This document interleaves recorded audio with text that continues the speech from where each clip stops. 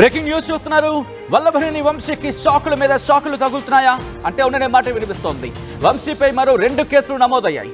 మల్లపల్లి పారిశ్రామిక వాడలు 128 మంది రైతులకు పరిహారం చెల్లించకుండా మోసం చేశారంటూ కేసు నమోదైంది. భూమిని కబ్జా చేశారంటూ మరో కేసు నమోదైంది. ఇప్పటికే వల్లభనేని వంశీ మీద 3 కేసులు నమోదై ఉన్నాయి. ఎస్సీ ఎస్టీతో పాటు కిడ్నాప్ కేసులో కూడా వంశీ అరెస్ట్ అయి ఉన్నారు. మొత్తం ఇప్పటివరకు వంశీపై 6 కేసులు నమోదైన పరిస్థితి. ఈ నేపథ్యంలోని కొన్ని అంశాలకు సంబంధించి బెయిల్ కోసం ప్రయత్నిస్తున్న సందర్భం. ఇటువంటి నేపథ్యంలో ఇప్పుడు మరిన్ని కేసులు నమోదవుతున్న పరిస్థితి. మరి ముఖ్యంగా వంశీ మీద మరో 2 కేసులు నమోదయ్యాయి. మల్లపల్లి పారిశ్రామిక వాడలో 128 మంది రైతులకు పరిహారం చెల్లించకుండా మోసం చేశారంటూ ఇంకొక కేసు నమోదవడం జరిగింది. మరి ముఖ్యంగా భూమిని కబ్జా చేశారంటూ మరో కేసు కూడా నమోదైంది. ఇప్పటికే వల్లభనేని వంశీ మీద 3 కేసులు నమోదయ్యాయి. ఎస్సీ ఎస్టీతో పాటు కిడ్నాప్ కేసులో వంశీ అరెస్ట్ అవ్వడం జరిగింది.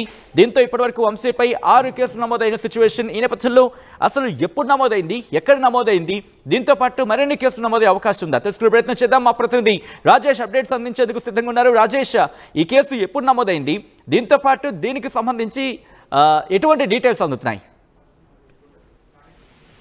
రిమాండ్ ఖైదీగా ఉన్నటువంటి వల్లభనేని గన్నవరం మాజీ ఎమ్మెల్యే వల్లభనేని వంశీ మీద వరుస కేసులు అయితే పెడుతున్నటువంటి సిచ్యువేషన్ ఉంది. ఇప్పటికే 4 కేసులు ఆయన మీద ఉన్నాయి. ఒకటి తెలుగుదేశం పార్టీ గన్నవరం తెలుగుదేశం పార్టీ కార్యాలయం మీద దాడి కేసు, రెండోది సత్యవర్ధన్ బెదిరించిన కేసు, వాటితో పాటు హనుమాన్ జంక్షన్ సంబంధించిన ఒక ల్యాండ్ వ్యవహారం అతని మీద కేసు నమోదైంది. తాజాగా ఇప్పుడు మరో 2 కేసులు వల్లభనేని వంశీ మీద నమోదైనటువంటి సిచ్యువేషన్ ఉంది. ముఖ్యంగా మల్లవల్లికి సంబంధించినటువంటి మల్లవల్లి గన్నవరం నియోజకవర్గం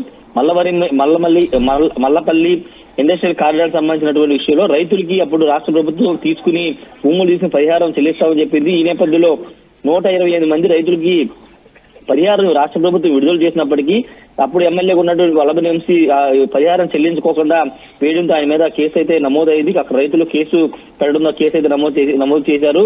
తేలపల్లికి చెందినటువంటి మరో అంశం ఏంటంటే తేలపల్లికి చెందినటువంటి శ్రీధర్ రెడ్డికి సెటిల్మెంట్ వివాదం కూడా రాసుకుంది. ఆ వివాదంలో పొలం రిజిస్టర్ చేస్తామంటూ భూమిని కబ్జా చేసినట్టు తెలుస్తుంది. దాదాపు 8 కోట్ల విలువైన భూమిని కబ్జా చేశారంటూ శ్రీధర్ రెడ్డి పోలీసు ఫిర్యాదు చేసి ఆయన మీద కేసు అయితే నమోదైంది. ఇప్పటికే 2 రోజుల నుంచి నిన్నటి నుంచి ఆయన పోలీస్ కస్టడీలో విచారణకి హాజరవుతున్నారు. ఇప్పటికే ఆయన సత్యవర్ధన్ కేసు సంబంధించి విచారణ వేగవంతున్న నేపథ్యంలో ఇప్పుడు తాజాగా ఈ కేసులో వరుసగా కేసులు నమోదుతున్న నేపథ్యంలో వల్లభనేని వంశీ మెడకి ఉచ్చు బిగించుకున్నట్టు తెలుస్తుంది. మరోవైపు తెలుగుదేశం పార్టీ కార్యాలయం దాడి కేసు సంబంధించిన విషయంలో కూడా కోర్టులో పీటీ వారెంట్ జారీ చేయాలని ఆదేశాలు వచ్చిన నేపథ్యం దానికి సంబంధించిన పీటీ వారెంట్ ఈ రోజు రేపట్లో జారీ చేసే అవకాశం అయితే కనబడుతుంది. ఇలా వరుస కేసులు అయితే వల్లభనేని వంశీని వెంటాడుతున్నాయి. ఒకవేళ సత్యవర్ధన్ కేసులో బెయిల్ వచ్చినప్పటికీ దాదాపు 4-5 కేసులు ఆయన మీద నమోదు ఉన్నాయి. కాబట్టి వాటిలో ఏదైనా కేసులు అరెస్ట్ చేసే అవకాశం అయితే కనబడుతుంది. దాంట్లో ప్రధానంగా పీటీ వారెంట్ తెలుగుదేశం పార్టీ కార్యాలయం మీద ఇప్పటికీ హైకోర్టు కూడా బెయిల్ రిజెక్ట్ చేసింది. కాబట్టి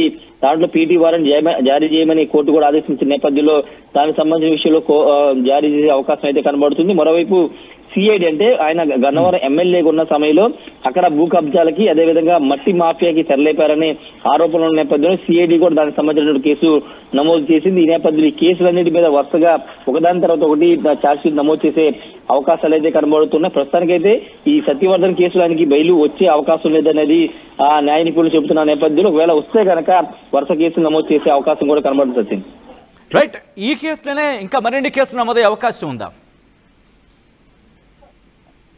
ఖచ్చితంగా ఇంకా కేసులు పెడతారనే ప్రచారం నడుస్తుంది. ఎందుకంటే వల్లభనేని వంశీ 5 ఏళ్ల కాలంలో చాలా అవినీతి అక్రమాలకు అక్కడ పాల్పడ్డారు. చాలా మంది రైతుల భూములు కబ్జా చేశారు. స్థానికంగా గన్నవరం జాతీయ రహదారి మీద ఉన్నటువంటి చాలా ల్యాండ్ ని కబ్జా చేసిన ఆరోపణ వస్తున్న నేపథ్యంలో ప్రభుత్వం వాళ్ళన్నింటి మీద దృష్టి పెట్టింది. ఇప్పటికే ఒక సిట్ని కూడా ఏర్పాటు చేయడం జరిగింది. గన్నవరం మాజీ ఎమ్మెల్యే వల్లభనేని వంశీ అవినీతి అక్రమాలకు సంబంధించిన ఒక సిట్ని ఏర్పాటు చేశారు.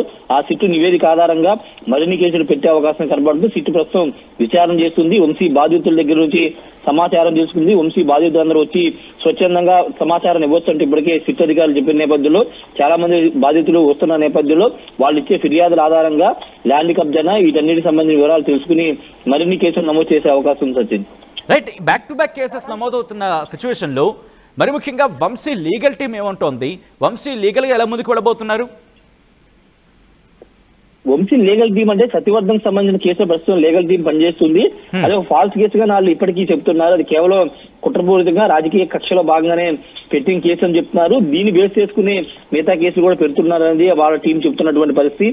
కానీ ఈ కేసులన్నీ చూస్తే కనుక ఖచ్చితంగా వంశీకి వరుసగా బెయిల్ వచ్చే అవకాశం లేదు. ఒకవేళ బెయిల్ వచ్చినా కానీ ఈ కేసులు వరుసనే ఉన్నాయి కాబట్టి ఆ కేసులకు సంబంధించిన విషయంలో బెయిల్ వచ్చే అవకాశం లేదని తెలుస్తుంది. న్యాయ నిపుణులు అయితే వాళ్ళు లీగల్ టీమ్ అయితే ప్రయత్నాలు చేస్తున్నారు కాబట్టి, కానీ ఇంకా ఫలితాలు మాత్రం ఉండట్లేదని చెప్పాలి. ఎందుకంటే పూర్తి ఆధారాలతో వల్లభనేని వంశీకి సంబంధించినటువంటి ఈ సత్యవర్ధన కేసు కానీ, ల్యాండ్ కబ్జా కేసు కానీ, లేకపోతే ఇతర కేసులు మల్లవల్లికి సంబంధించినటువంటి ల్యాండ్ సంబంధించిన బాధితులకు సంబంధించిన కేసు కానీ పూర్తి ఆధారాలతోనే పోలీసులు కేసు నమోదు చేయడంతో లీగల్ టీం కూడా పెద్దగా ఏం చేయలేని పరిస్థితి అయితే ఉందని చెప్పాలి సచిన్.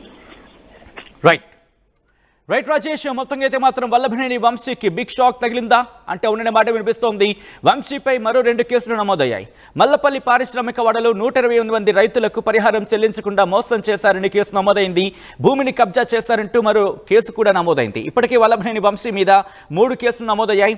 ఎస్సీ ఎస్టీతో పాటు కిడ్నాప్ కేసులు వంశీ అరెస్ట్ అయ్యారు. మొత్తం ఇప్పటివరకు వంశీపై 6 కేసులు నమోదైన పరిస్థితి. తిథి మహాశివరాత్రి పర్వదినం సందర్భంగా శ్రీశైల మహాక్షేత్రంలో ప్రభోత్సవం, భోగాలంకరణ, శ్రీ స్వామివారికి మహాన్యాసపూర్వక ఏకాదశి రుద్రాభిషేకం, శ్రీ స్వామి అమ్మవార్ల దివ్య కళ్యాణ మహోత్సవం మరియు ఫిబ్రవరి 27వ తేదీన రథోత్సవం, తెప్పోత్సవం. స్వయంగా విచ్చేయలేని భక్తుల సౌకర్యార్థం దేవస్థానం పరోక్ష సేవలను నిర్వహిస్తోంది. వివరాలకై సంప్రదించండి www.srisailadevastanam.org లేదా aptemples.ap.gov.in.